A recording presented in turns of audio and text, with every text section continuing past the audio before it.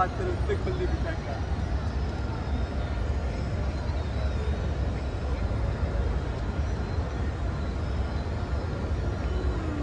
वालेकुम। मस्जिद नबी सल्लल्लाहु अलैहि वसल्लम में इस वक्त फ़जर की नमाज़ के बाद अब इशराक का वक्त होने वाला है और ये देखें आप छतरियाँ जो हैं ये ओपन हो रही हैं अब।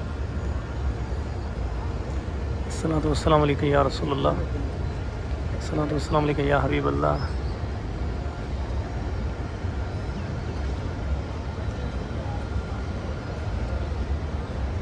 बहुत खूबसूरत नज़ारा है।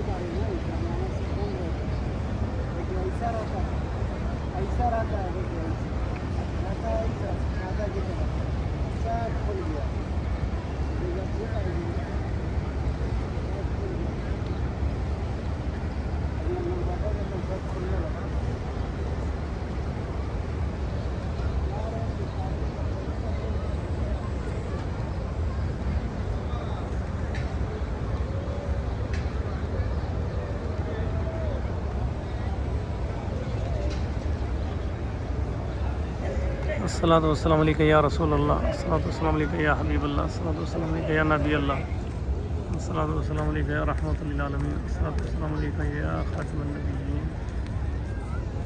या रब्बि सल्लि व सल्लिम दाइमन अबदन अला हबीबिका खैरि खल्क़ि कुल्लिहिम।